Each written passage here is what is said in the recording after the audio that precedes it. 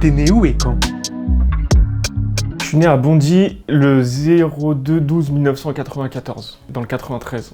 Seine-Saint-Denis, tu veux aussi? T'es humoriste ou youtubeur? Je pense que je me considère comme un humoriste maintenant. Je me considère comme vidéaste en vrai de vrai. Mais en fait, je suis devenu vidéaste pour devenir humoriste. Donc maintenant que j'ai réussi à atteindre l'objectif que je voulais quand j'étais plus jeune, et que je le suis et que je gagne un peu ma vie avec, bah c'est plus arrangeant pour moi de dire humoriste. Mais c'est vrai que je serai toujours vidéaste. En fait, j'ai commencé comme ça et je finirai comme ça. Donc en vrai, les deux, vraiment les deux quoi. T'aimerais faire de la comédie? De ouf. En fait, c'est le truc que je me suis jamais poussé à faire, même si j'ai joué, hein. J'ai joué dans des sketchs, dans de la fiction. J'en ai fait entre 2014 et 2016, j'en ai fait beaucoup.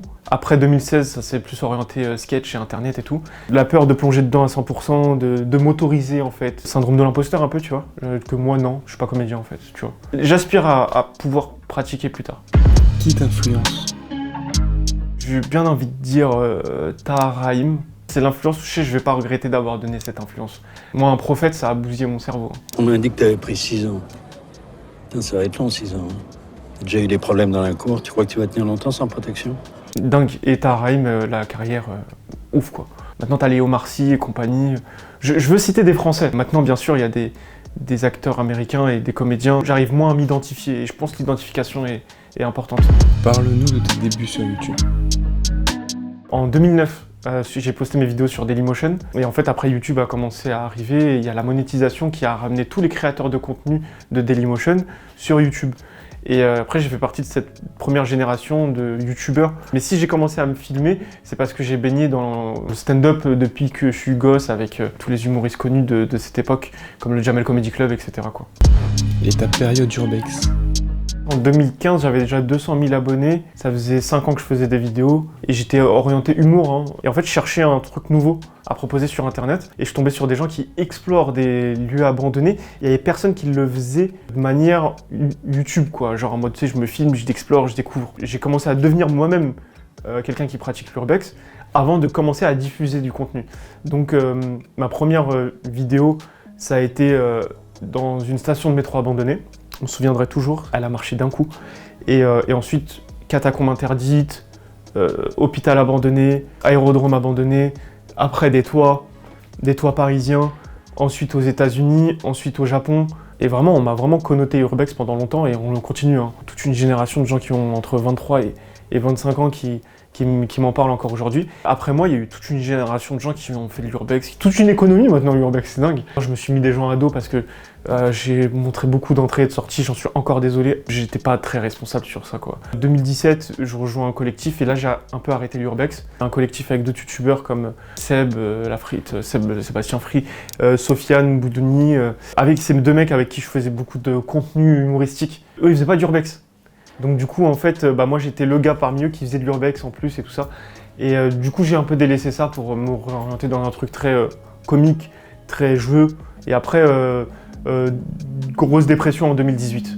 Et j'ai arrêté. J'ai arrêté YouTube complètement pendant longtemps. Jusqu'à maintenant en vrai, j'ai jamais repris de manière très sérieuse. Tu peux nous parler de cette période? J'ai fait de la déréalisation, de la dépersonnalisation. Ça a bousillé ma vie pendant longtemps. J'ai supprimé ma chaîne d'1 million d'abonnés. Avec ces troubles psychologiques que j'arrivais plus à supporter ce que m'efforçait de faire l'algorithme, qui était de répondre à un certain rythme de diffusion, une mise en scène de mon personnage. Je reconnaissais plus qui j'étais. Et du coup, en fait, auto-sabotage, pétage de plomb. J'ai préféré prendre soin de ma vie psychique et déconnecter en fait, tu vois. C'est quoi la déréalisation? C'est un trauma qui est provoqué par une perte de contrôle de ton sort. Donc quand tu ne peux pas fuir et que tu peux pas te battre contre quelque chose qui t'arrive de violent, ton ego, c'est créer un système autodéfense où, d'une certaine manière, tu sors de ton corps et tu commences à te regarder à la troisième personne. C'est les produits psychoactifs qui m'ont créé ça. Il y a différentes causes qui peuvent créer ce trauma. Le viol aussi peut créer ça. Le viol, maintenant, on peut imaginer, tu vois, genre, tu sais, tu peux pas te battre, tu peux pas fuir. Tu peux avoir ça juste en voyant, par exemple, tes parents se disputer. C'est vraiment, tu sais, genre, le manque de contrôle sur où te positionner dans une situation traumatisante, tu vois. et il y a un avant-après. Donc en fait, c'est un trauma, c'est un choc psychologique. Et donc du coup, après, ce qui se passe, c'est que si ton ego sort de ton corps et du coup tu te regardes à la troisième personne, tu peux rester bloqué comme ça pendant des semaines, des mois, voire des années. Moi, j'ai eu de la chance, ça a été quelques mois, voire 2 ans en fait. Il y a des gens pendant 7 ans, 8 ans, 10 ans, ils sont comme ça. L'environnement te paraît complètement étranger. Tu ne comprends plus le monde dans lequel tu vis. T'es plus de ce monde en fait. Cette déconstruction de mes repères, parce que j'ai complètement déconstruit pourquoi on est là. Attends, on vit dans des bâtiments. C'est quoi un bâtiment? C'est les êtres humains qui ont créé ça comme ça. Mais attends, mais qu'est-ce qui me dit que c'est solide? Le temps qui passe, le soleil va pas rentrer dans la terre. Tu deviens hypocondriaque sur des trucs extérieurs et intérieurs. Ma santé, est-ce que mon cœur va pas s'arrêter? Tu te focuses sur ton cœur. Tu vois l'infiniment grand, l'infiniment petit. Tu sais, c'est infini, hein, mec. Tu sais, les atomes, pourquoi on est là, le pourquoi du comment du truc, etc. Est-ce que j'existe vraiment? Tout devient questionnable. Tu peux suivre une thérapie, tu peux être accompagné, tu peux prendre des médicaments si ton médecin traitant considère qu'il va falloir calmer ses angoisses. Il faut t'en sortir. Comment t'en sortir? En acceptant. C'est la pire chose à dire à un mec qui fait de la déréalisation. Mais t'es obligé de lui dire ça. C'est en fait, il va falloir que depuis ce trauma, tu reconstruises par-dessus ta réalité. Et c'est brique par brique. Hein. Moi, je côtoie encore des gens qui sont en pleine crise en ce moment. Ça reste frais pour moi de comprendre ce truc-là. Je crée des groupes sur WhatsApp, sur Instagram de gens qui vivent la déréalisation aujourd'hui. Et j'essaye d'aider à ma petite échelle en réunissant des gens qui en font et de pouvoir parler de ça. Encore aujourd'hui, tu vois, genre c'était il y a 7 ans. Et aujourd'hui, il y en a qui m'envoient encore des messages, des mails, des courriers, des trucs de ouf, quoi. Et donc du coup, voilà, j'ai supprimé ma chaîne en août 2018. Et je regrette un peu. C'est pas quelque chose que je ferais aujourd'hui, tu vois. C'est un canal de diffusion, c'est une responsabilité, c'est un devoir même. Dans l'époque à laquelle on vit, tu vois, surtout en ce moment, le climat il est chaud. Donc avoir un audimat, c'est ultra important, tu vois. En 2020, j'ai commencé le stand-up du coup. Et tout ça maintenant, je le raconte sur scène. Donc il y a du positif dans tout ça, quoi. C'est quoi la suite? Un spectacle de stand-up, pourquoi pas parler de santé mentale sur scène, ce que je fais déjà, je parle de déréalisation sur scène.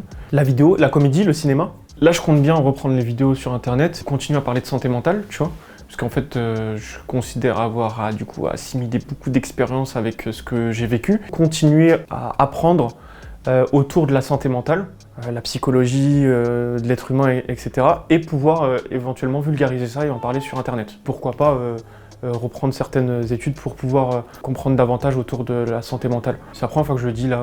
En fait, ça fait des années que depuis la déréalisation, même l'addiction, la dépendance, tout ça, j'ai beaucoup traité le sujet autour de la dépendance, tu vois. Pour m'en libérer, j'ai dû étudier le sujet. Dans 10 ans, je me vois bien là-dedans, autour de la santé mentale. Aider les gens autour de la santé mentale. C'est quoi ton premier souvenir? Yamakasi, la cassette. 4e étage.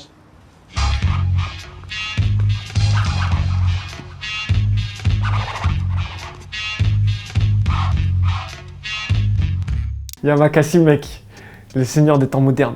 Yamakasi, c'est dingue. Hein. Cette cassette-là, VHS, elle est extraordinaire pour moi.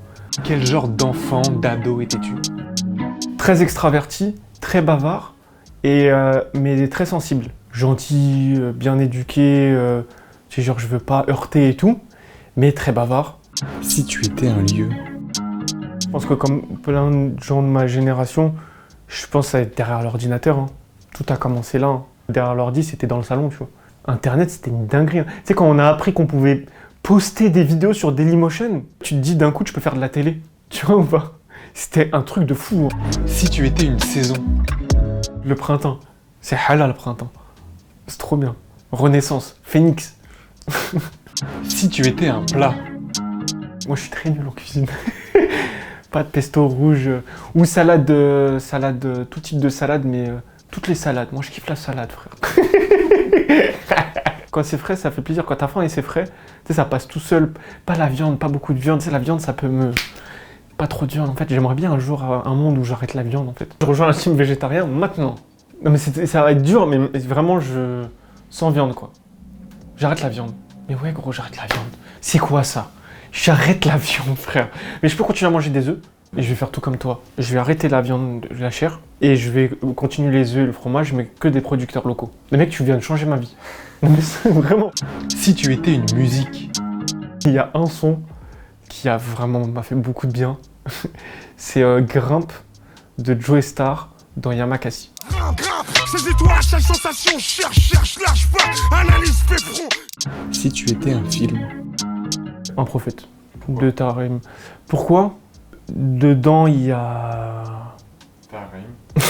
Dedans, il y a Tahrim. Faut juste le regarder, hein. Franchement... T'as pas dit Harry Potter du coup? Ah ouais. Et Harry Potter, c'est bien. Tu veux qu'on change ou je garde un prophète? Ouais, je veux bien dire Harry Potter. Vas-y. C'est quoi ton film ou ta série? Harry Potter. Comme si on n'a vraiment pas préparé ce que j'ai dit. Non, Harry Potter. Harry Potter est essentiellement prisonnier d'Azkaban. Parce qu'il y a l'arrivée des détraqueurs.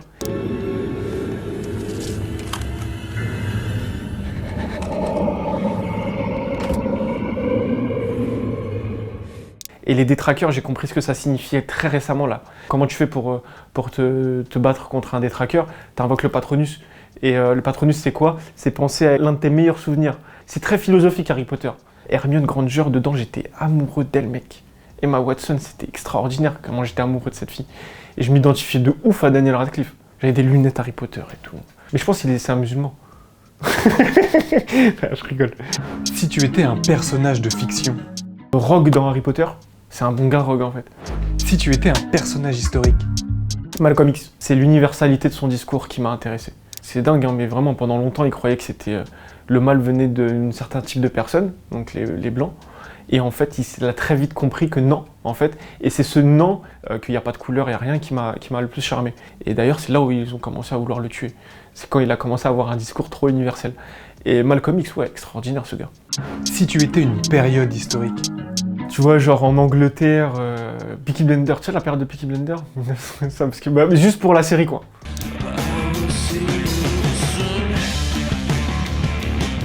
Après, je pense pas que c'était drôle, hein, de vivre à cette période.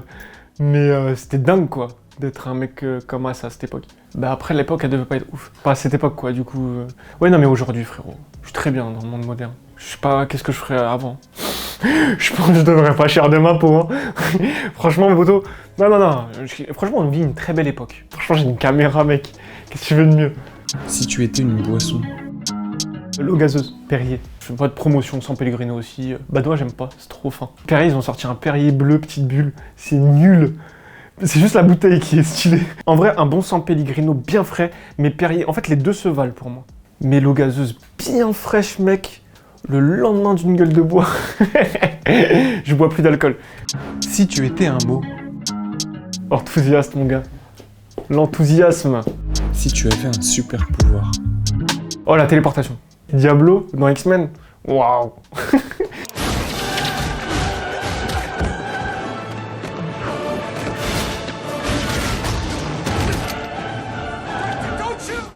Si tu étais une odeur. Il fait chaud, il pleut. Du coup, l'odeur de la pluie sur le béton quand il fait chaud, elle est dingue cette odeur. On dirait un sort dans Harry Potter. Le pétrichor. Pétrichorus. Si tu pouvais poser une question à l'univers. Qu'est-ce que tu veux de moi? Qu'est-ce que tu veux que je fasse? Maintenant. Et si t'avais un dernier mot à dire avant de mourir? Ah frérot.